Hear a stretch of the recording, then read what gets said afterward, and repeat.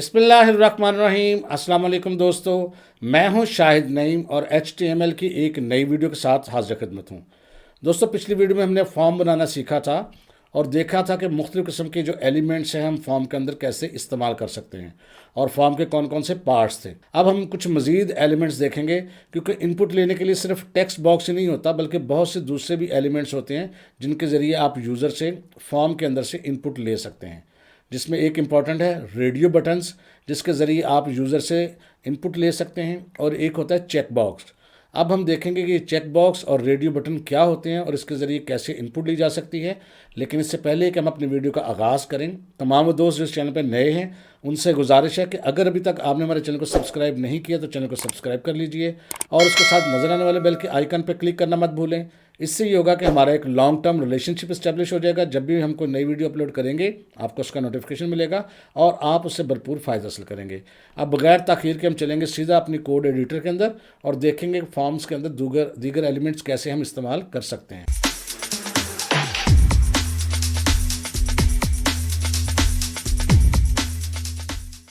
तो दोस्तों, आज कोड एडिटर के अंदर हम देखेंगे कि किस तरह हम चेक बॉक्स और रेडियो बटन्स का इस्तेमाल कर सकते हैं। ये पिछली वीडियो में हमने फ़ाइल बनाई थी, इसमें हमने एक फॉर्म बनाया था और उसके अंदर कुछ इनपुट लेने के लिए टेक्स्ट बॉक्स लिए थे। एक दफ़ा हम इसका प्रीव्यू देख लेते हैं ताकि आपको अंदाज़ा हो जाए। प्रीव्यू देखते हैं एक दफ़ा जी। ये देखें, यहाँ पर कॉन्टैक्ट फॉर्म लिखा था, यहाँ आपने नाम एंटर करना था, फादर का नेम एंटर करना था और एज एंटर करनी थी। अब यहाँ मज़ीद कुछ चीज़ें एंटर करते हैं। दोबारा कोड एडिटर में चलते हैं।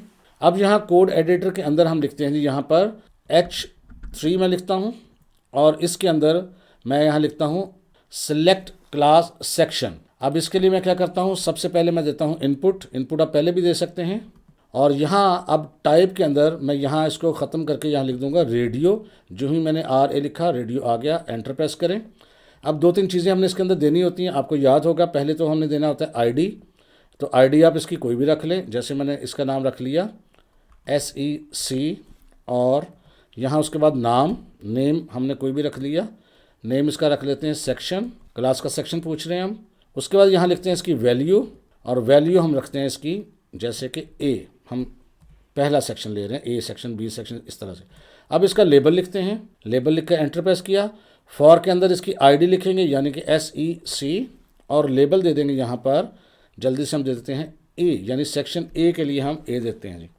इसी तरह अगर आप चाहें तो इसको कॉपी भी कर सकते हैं टाइम बचाने के लिए। मैं इन ऊपर वालों को दोनों को सेलेक्ट कर रहा हूँ, Ctrl+C कर रहा हूँ और नीचे आके Ctrl+V कर रहा हूँ और एक दफ़ा दोबारा Ctrl+V। ये तीन हमने कॉपीज़ कर लिए। अब पहले को A रखा था, दूसरे के लेबल में मैं इसको कर रहा हूँ B, और तीसरे में इसको मैं कर रहा हूँ लेबल को C। इसी तरह जो चीज़ आपने चेंज करनी है, क्योंकि इसकी वैल्यू चेंज होनी चाहिए। पहले वैल्यू A थी तो दूसरे की वैल्यू फिर B होनी चाहिए, तीसरे की वैल्यू C होनी चाहिए। आप जितने मर्जी इसमें एंटर कर सकते हैं। एक और मैं बल्कि कॉपी कर लेता हूँ, पेस्ट कर देता हूँ, उसको D कर देते हैं और इसकी ये लेबल भी D कर देते हैं और उसके बाद इसकी वैल्यू को भी हम यहाँ पर D कर देंगे। अब याद रखने वाली इसमें बात यह है कि आपको तीन चार चीज़ें चेंज करनी है। वैल्यू सबकी मुख्तलिफ होनी चाहिए, सेम नहीं होनी चाहिए, और इसकी ID जो है वो मुख्तलिफ होनी चाहिए। इसका नाम सेक्शन 1 रख दें ID, सेक्शन 2 रख दें, यहाँ सेक्शन 2 करते हैं और यहाँ पर सेक्शन 3 करते हैं और यहाँ पर सेक्शन 4 करते हैं। जब ID मुख्तलिफ होगी तो लेबल के अंदर, फॉर के अंदर भी मुख्तलिफ चलेगा। तो फॉर के अंदर भी आप इसको 1 और सेक्शन 2 में 2 और सेक्शन 3 में 3 और सेक्शन 4 में 4। अच्छा, अब याद रखिएगा इसकी हमने चेंज क्या की है, ID हर एक की मुख्तलिफ की है हमने, वैल्यू मुख्तलिफ की है और लेबल भी मुख्तलिफ किया है। तो जल्दी से इसका सेव करके प्रीव्यू देखते हैं। अब ये देखें जी, सेलेक्ट क्लास सेक्शन। तो यहाँ पर हम या तो A पर सेलेक्ट करेंगे, जो ही हमने B पे क्लिक किया तो A ख़त्म हो गया, C पे क्लिक किया तो B ख़त्म हो गया, D पे किया, यानी किसी एक पर हम क्लिक कर सकते हैं अपने हिसाब से, जिस तरह आप चाहें। तो यहाँ पर मैं आपको एक चीज़ और बता दूँ, बाज़ औक़ात कुछ लोग गलती करते हैं कि वो एक से ज़्यादा दफ़ा चीज़ें सेलेक्ट हो रही होती हैं। उसकी क्या वजह होती है, कोड पे चलते हैं। बाज़ औक़ात जिस तरह हमने ID मुख्तलिफ रखी हुई, बाज़ औक़ात हम नेम भी मुख्तलिफ रख लेते हैं। याद रखिएगा, जब हम चाहते हैं कि हमारी सिलेक्शन एक चीज़ हो तो फिर हमें नेम आपके सेम रखने पड़ते हैं।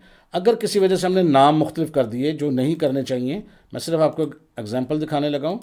कि नाम भी हमने मुख्तलिफ कर दिए। कंट्रोल एस किया, अब देखते हैं ज़रा, अब देखें जब ए सेलेक्ट किया तो ए हो रहा है, बी सेलेक्ट किया तो वो भी हो रहा है, सी किया तो वो भी हो रहा है, डी किया तो वो भी हो रहा है। ये क्यों? क्योंकि हमने नाम मुख्तलिफ कर दिए, वो सबको मुख्तलिफ चीज़ों को अज्यूम कर रहा है। लिहाजा आपको अगर ऐसी चीज़ों का सामना करना पड़े तो आपने फ़ौरन नाम चेंज करना है और सबका एक जैसा नाम करना है।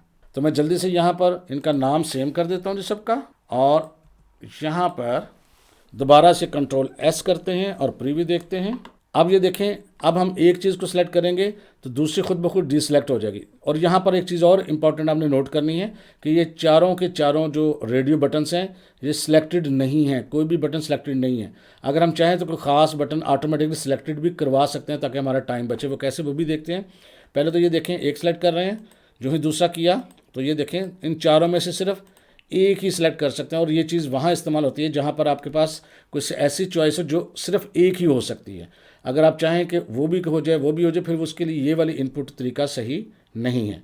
अब ऑटोमेटिकली सिलेक्ट कैसे करवाना है उसको देखते हैं। जिस वाले रेडियो बटन को आप चाहते हैं कि ऑटोमेटिकली वो सिलेक्ट हो, तो वहाँ पर उसके आखिर पे आपने उसके अंदर लिख देना है, टाइप के अंदर, सॉरी इनपुट के अंदर चेक्ड, और ये चेक्ड लिखा हुआ आ गया। That's it.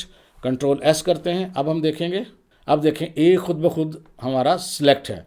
अगर ए के अलावा कोई करना चाहें तो वहाँ पे भी कर सकते हैं। जैसे कि मैं यहाँ पर चेक्ड को यहाँ से कट करके फ़र्ज़ करें मैं सी के आगे लिख देता हूँ, और अब देखते हैं कंट्रोल एस किया, ये देखें सी ऑटोमेटिकली सिलेक्ट है। अगर हम इसके सिलेक्शन को चेंज कर सकते हैं, लेकिन बाय डिफ़ॉल्ट उसने सिलेक्शन सी कर दी।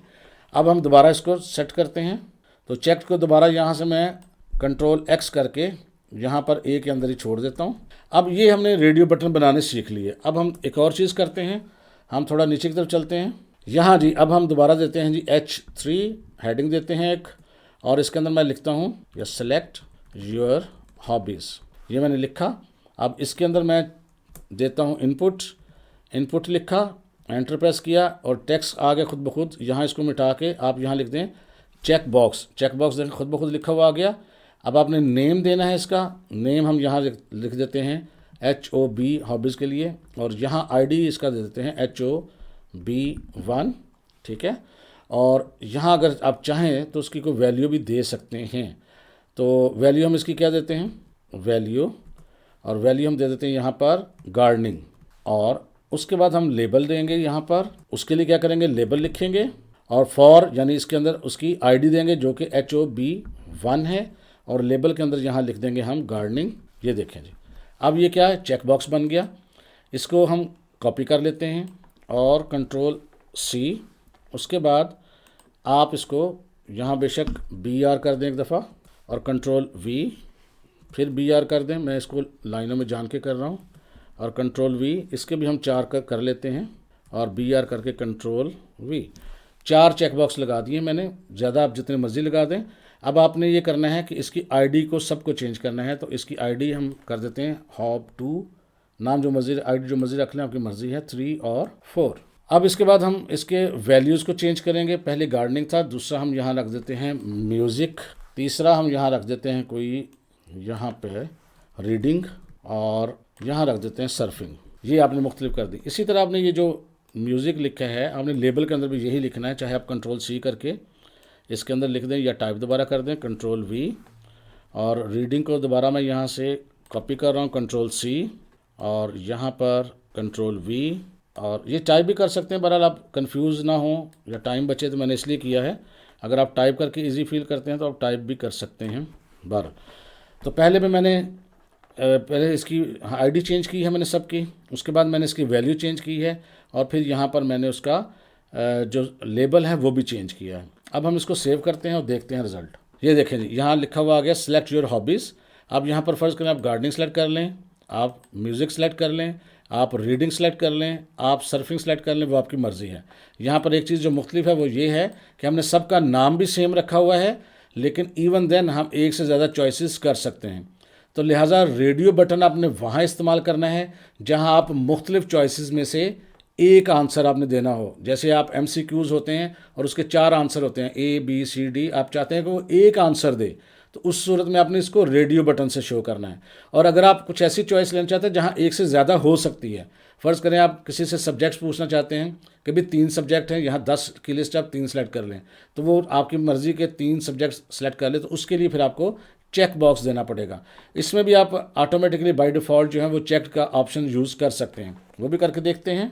जिस चीज़ को आप कहते हैं कि बाय डिफ़ॉल्ट सिलेक्ट हो, फ़र्ज़ करें मैं चाहता हूँ कि रीडिंग जो है बाय डिफ़ॉल्ट सिलेक्ट हो, तो हम यहाँ इसके आगे चेक्ड लिख सकते हैं। चेक लिख दिया, कंट्रोल एस किया, आप देखते हैं तो ये देखें बाय डिफ़ॉल्ट रीडिंग जो है वो सिलेक्ट है। आप एक से ज़्यादा को भी सिलेक्ट इस तरह कर सकते हैं। तो इस तरह आप मुख्तलिफ़ चीज़ों की इनपुट मुख्तलिफ़ तरीक़ों से ले सकते हैं। आज हमने सिर्फ देखा है कि रेडियो बटन्स का इस्तेमाल कैसे होता है और चेक बॉक्स का इस्तेमाल कैसे होता है। अगर आपको इस चीज़ की समझ आ गई है तो इस वीडियो को लाइक कीजिए और शेयर कीजिए, और अगर समझ नहीं आई तो प्लीज़ इसको दोबारा देखिए। अगर आपको ये लगे कि आपको आ गया है, आपने इस तरह नहीं समझना, आपने बिल्कुल इसको प्रैक्टिकली करके देखना है। जितनी ज़्यादा प्रैक्टिकली करेंगे इसको उतना ही आपको समझ आएगा। सिर्फ इस वीडियो को देख के आपको समझ नहीं आएगा, प्रैक्टिकल करेंगे, कोई एरर आएगा उसको दुरुस्त करेंगे तो फिर इंशाअल्लाह ताला आपको बेहतर तरीके से समझ आएगा। अगर ये वीडियो अच्छी लगी है तो इसको लाइक कर दीजिए। इंशाअल्लाह ताला सब्सक्राइब तो आप कर ही चुके होंगे। तो दोबारा मुलाकात करेंगे जी नई वीडियो और नई मालूमात के साथ। तब तक के लिए इजाज़त दीजिए। अल्लाह हाफिज़।